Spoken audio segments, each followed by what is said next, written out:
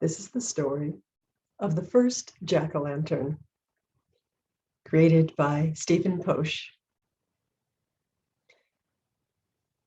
A long time ago, the people lived in a village peacefully, where they farmed and where they kept animals and where they had rituals, where the elders were respected and buried with ceremony, and the young people, when they were born, were celebrated.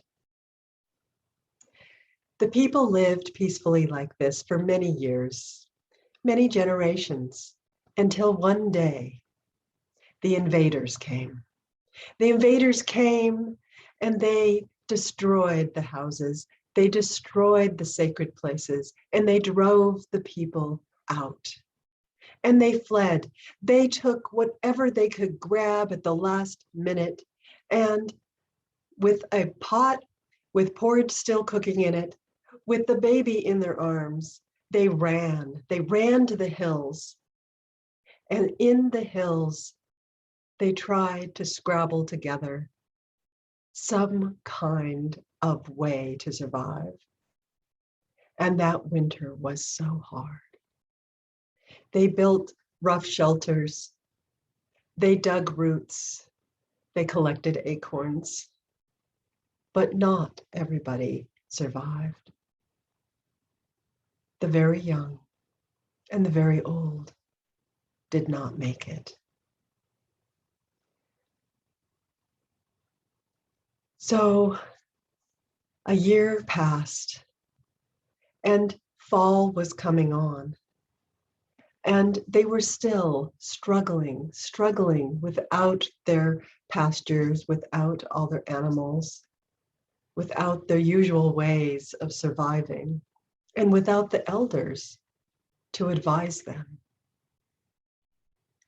And the leaves were turning, and it was getting colder, and they knew that another hard winter was ahead of them. So they gathered together around a fire and said, "What shall we do?"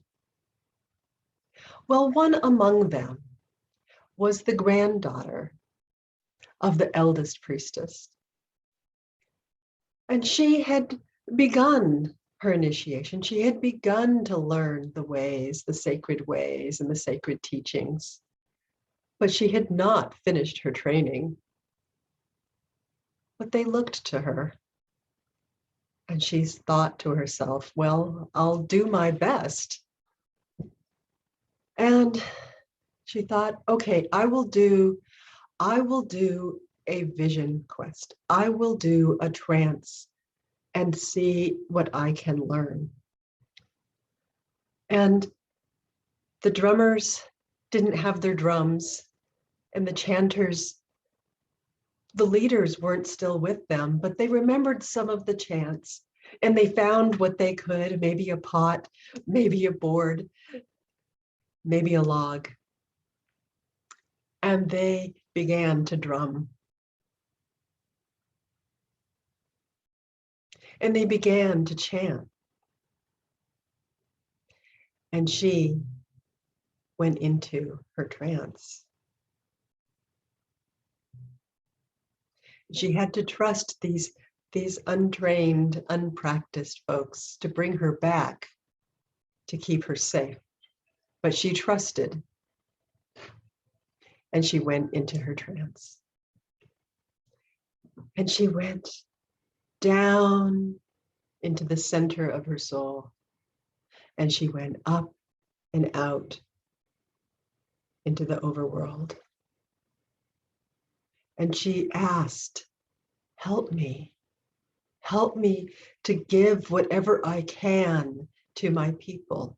Help me to help them survive the winter. And she found herself back at the village, back at the entrance to the grave mound. And there She knew that the old tradition was to go into the grave mound to listen to the ancestors. So she knew that even in her dream trance, she needed to go into the mound. So she got down on her hands and knees and she crawled through that small, long opening, crawled into the dark, into the dirt, into the hillside, into the mound. And she crawled in until she came to the chamber full of the skulls of her ancestors. And there in the dark, in that deep dark that is only present in the inside the earth, she prayed again. She called out again, help me to help my people. Help me to help my people make it through the winter. Help me to give them hope.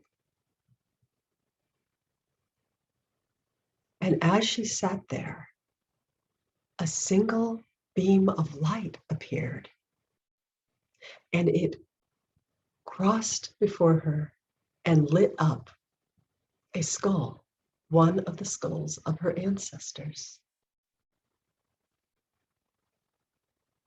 And she knew then what she needed to do. So she crawled back through the opening, through the long tunnel, and back out into the air, into the overworld, and came back into her body, called back by the drummers and the chanters who were holding her safe. And she said, now, go find me a turnip. Go find me a carving tool. And she dug in that turnip, and she dug and carved out the inside and carved out 2 eyes and a mouth and a nose. And she said, this is to remind us that our ancestors are not gone. Yes, we left their bones back at the village when we had to flee, but they are still with us. This skull made out of a turnip will help us to remember the wisdom that they passed down to us, just like we did today. We remembered the wisdom of going into trance. We remembered the wisdom of drumming, of chanting. And we remembered the wisdom of trusting ourselves and each other. And that, my friends, is how the first jack-o'-lantern was made.